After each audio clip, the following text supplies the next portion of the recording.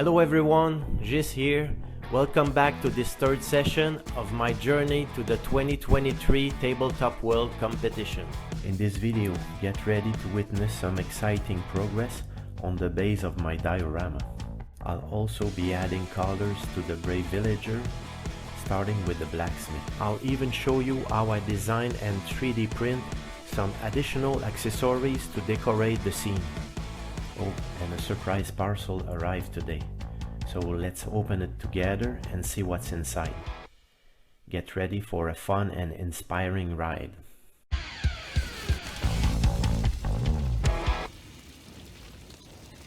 Okay, so the first thing I wish to do is create a slope on the road. So I already cut 2 pieces of foam that I'll glue here,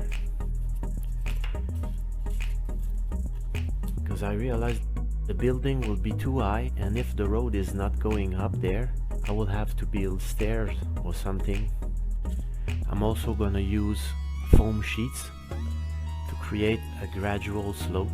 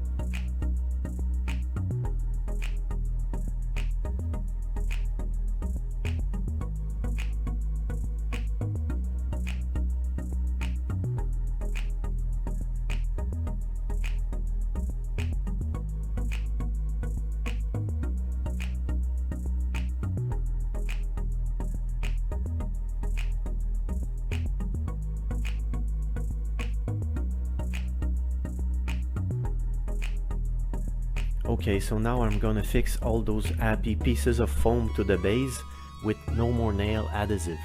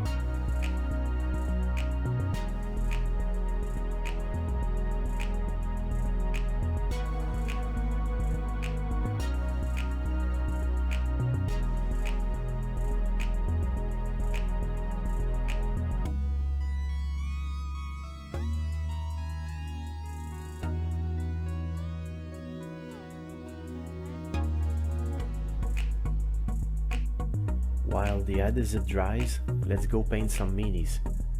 Here they are, well, at least some of them. I'm gonna start with the Blacksmith. I'll use colors similar to the one I use on the Blacksmith that I painted several years ago. Here's the model I painted in August 2009. I will do a side-by-side comparison when I'm done painting the model. First, I'm gonna install the model on the support.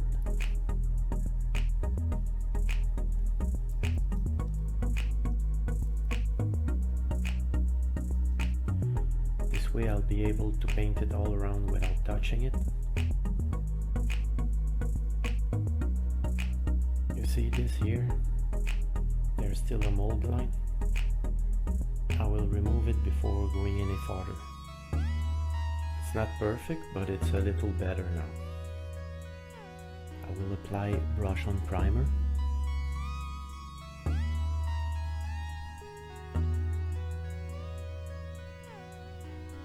For the skin, I'll start with a dwarven flesh.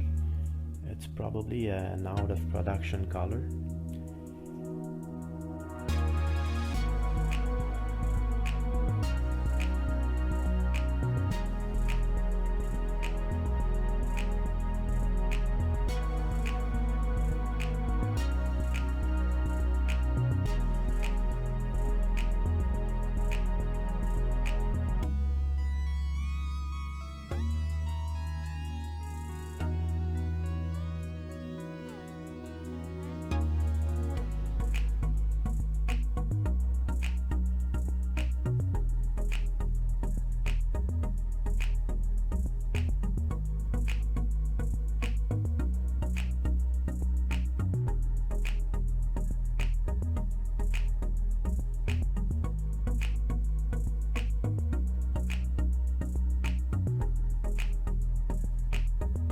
For the pants base coat, I'll start with crimson red.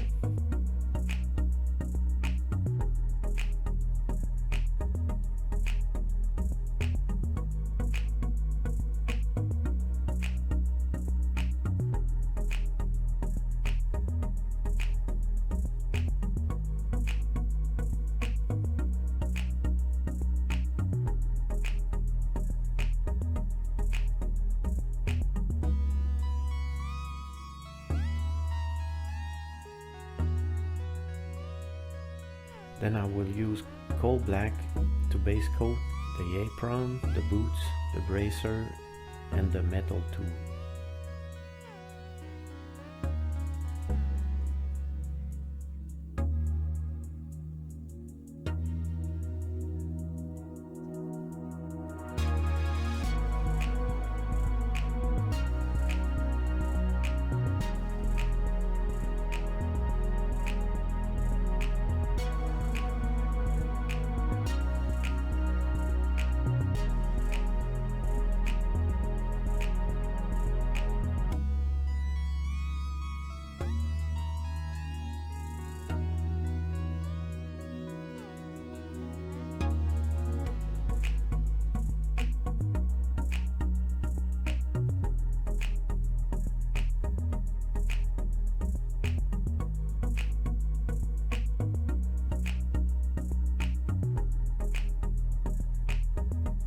Coal black is a bluish black, so I decided to go with dragon black for the tool and the eyes. For the hair and the beard, I will use concrete gray as a base coat.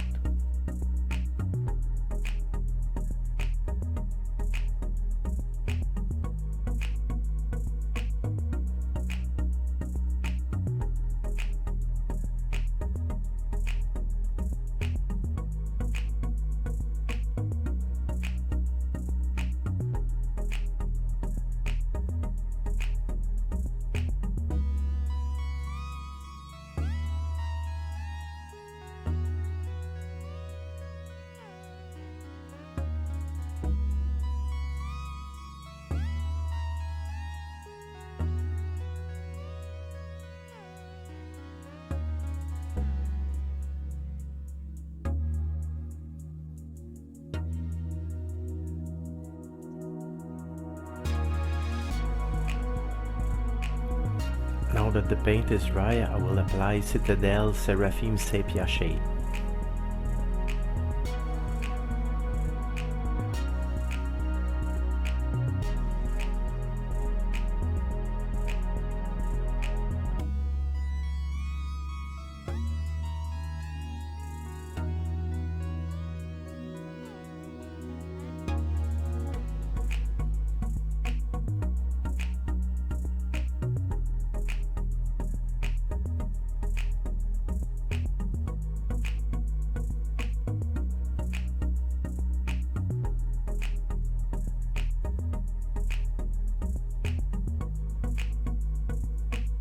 Here's how it looks when the shade is dry. Okay, it's time to paint simple eyes. I already painted black dots where the eye should be. This will bring out the white of the eye. Next, I paint white dots for the sclera. And finally, a smaller black dot. It's also possible to paint crescents on each side of the eye if you prefer. To complete the effect, smaller dots can be added. The crescent approach is useful if you want the mini to look sideways. I'll use the first approach.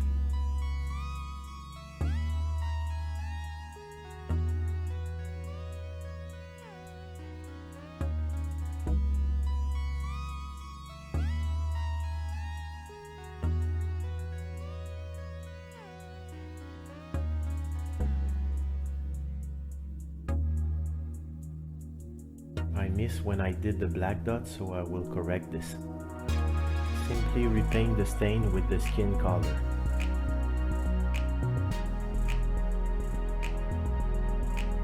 Next, I glaze the skin with the same color I used for the base coat.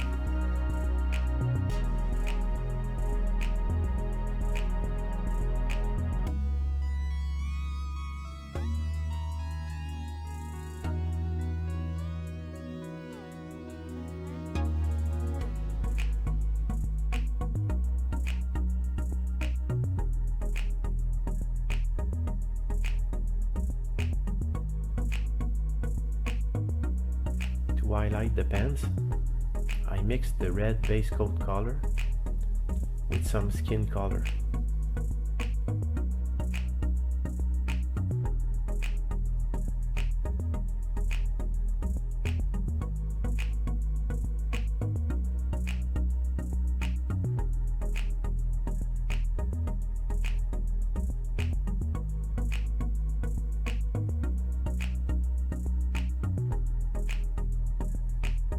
For the beard, I start with a dry brushing of the same color I use for the base coat.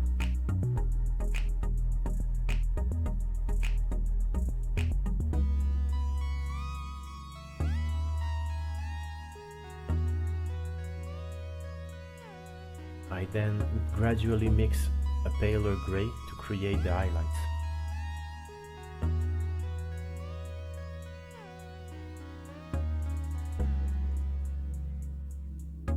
Also add a tad of white, leather brown and ivory to create different tones.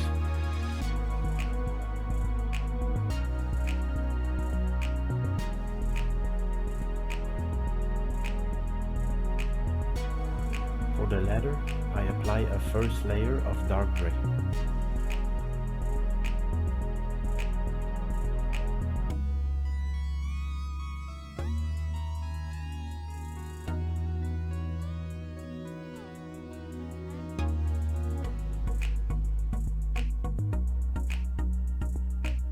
Then leather brown.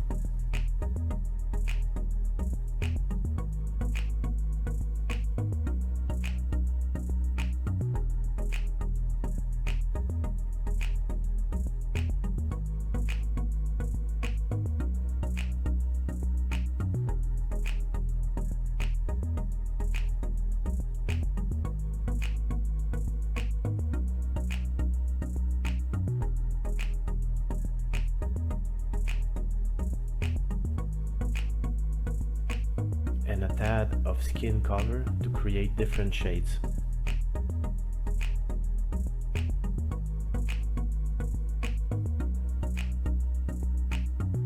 Later on, I will add black and gray to stain the apron.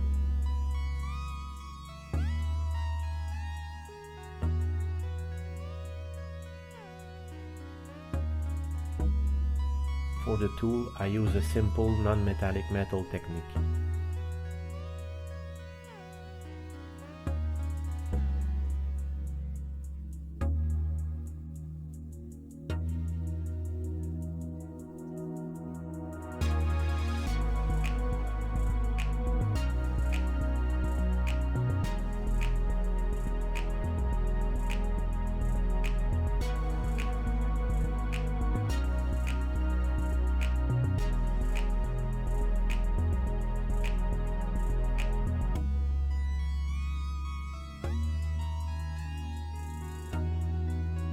Here are pictures of the blacksmith once finished, and comparative picture with the model I painted in 2009. Okay, so the first thing I'm gonna design is a table to display the weapon and shield that the blacksmith has for sale.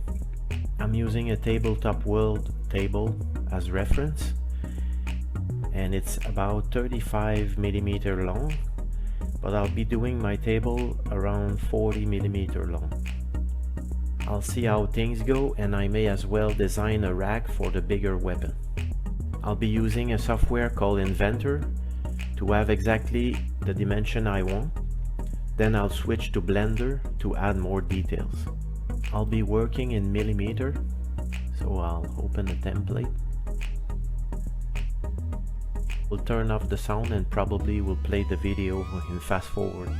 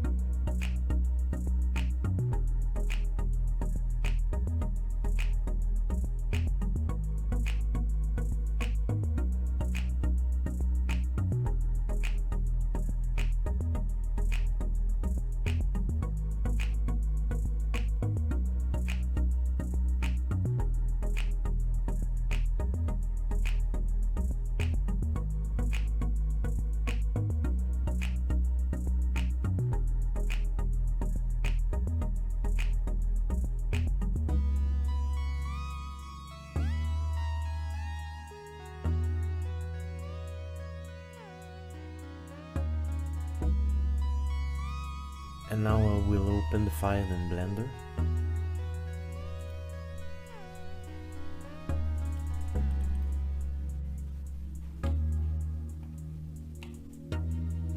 I'm really not an expert. I barely know the basic. So first thing I do is go to edit mode. Then I click on W on the keyboard to call subdivide. And you see the number of line increases. It will allow me to sculpt the surface. I do that again and again.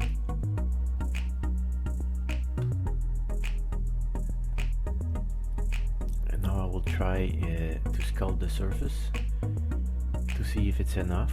I go to sculpt mode to adjust the brush. I press on F on the keyboard.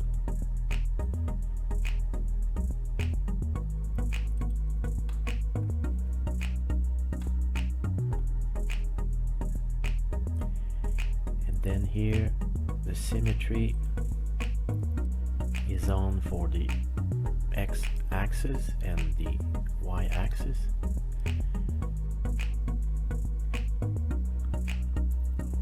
Just a test here. Doesn't show much. That's because there's not enough mesh.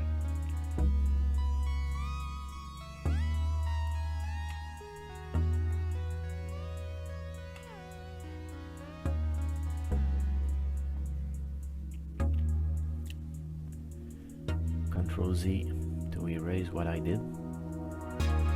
So I will subdivide again.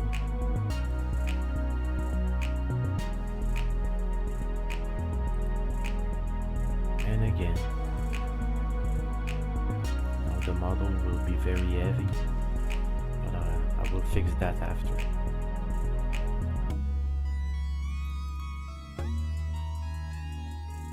Sculpt mode.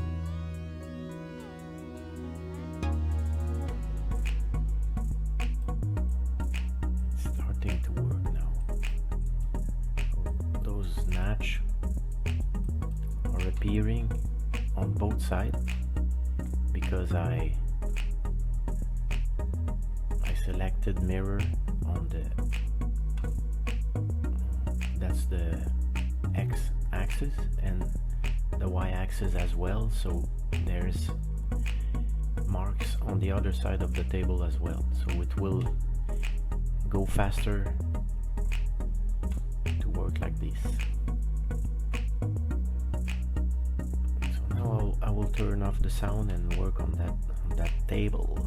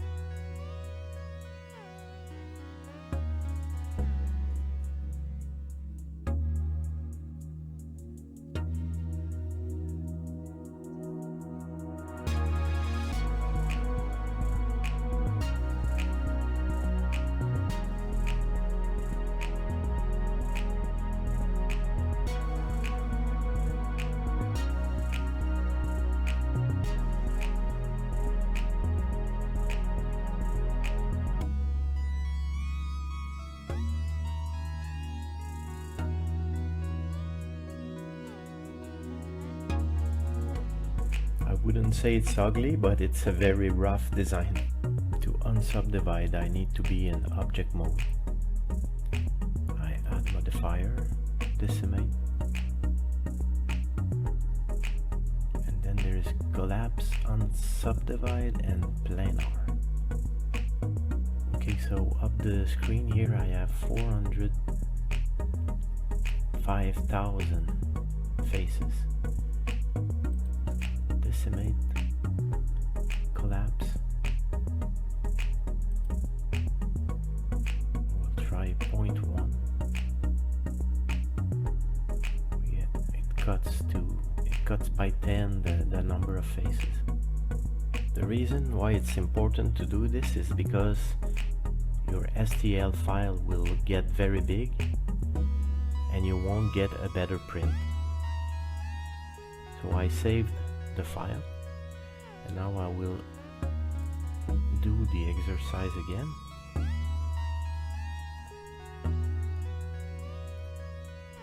To compare the size of the file. Export STL file.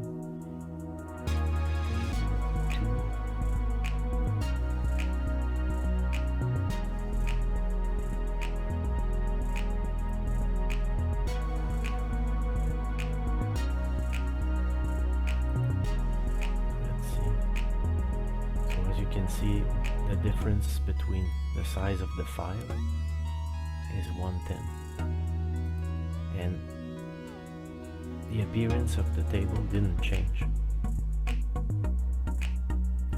I think the table looks even more rough like that. The wood grain is very strong, so I will save the 3 files and maybe I will print the 3 table. Now I will import the 3 table in the Shitu box, starting with the heaviest file. It's not bad. Obviously I will not print it like that, but it's just to do a side-by-side comparison. So table number 2.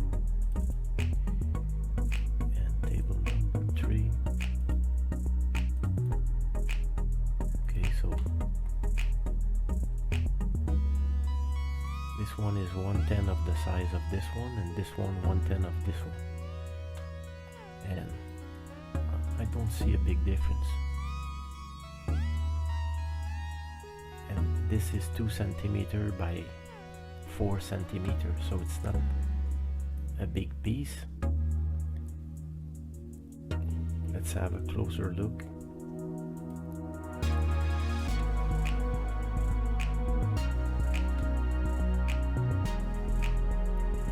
I will just print the smaller file, delete the 2 others.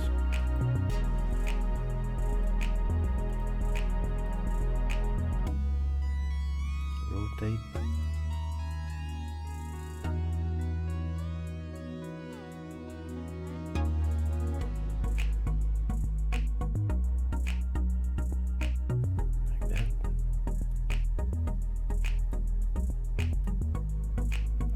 Other component, but for now I will just prepare this file.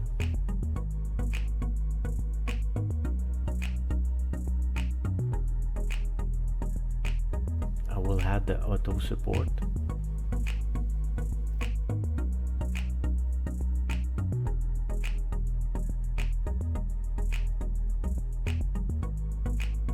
I usually like to add more.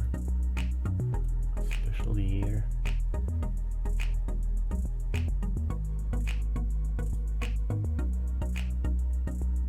Crash. I need to close the program. I managed to add support on the 3 tables. Make your choice and choose well, cause peril and monster in the dungeon dwell. Here are the 3 tables I printed. I really can't say the difference between each of them. Also, surprise, a weapon rack for the composite longbow and the masterwork weapon. Okay, now let's see what's in this box.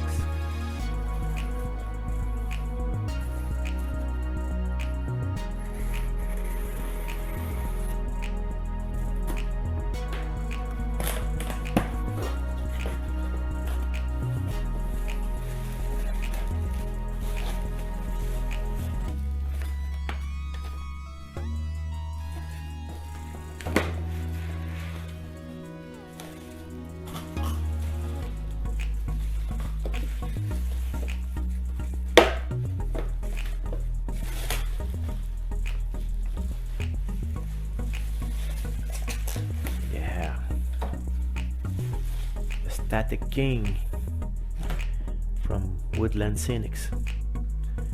This way I'll be able to apply grass on my diorama.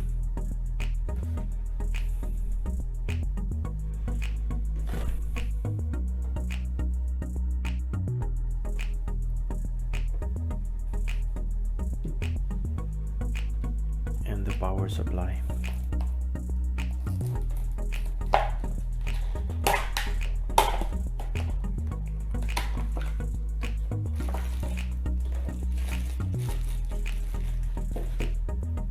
From what I heard, this is the real deal. I can't wait to try it. It comes with many accessories.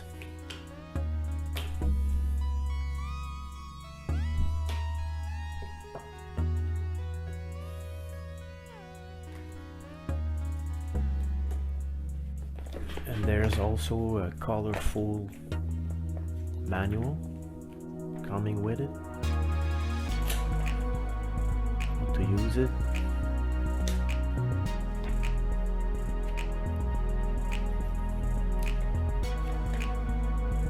Tips, the technique.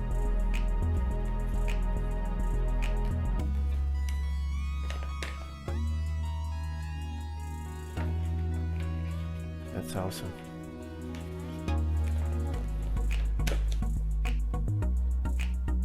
It's hard to tell if it's a picture or a diorama. It's crazy.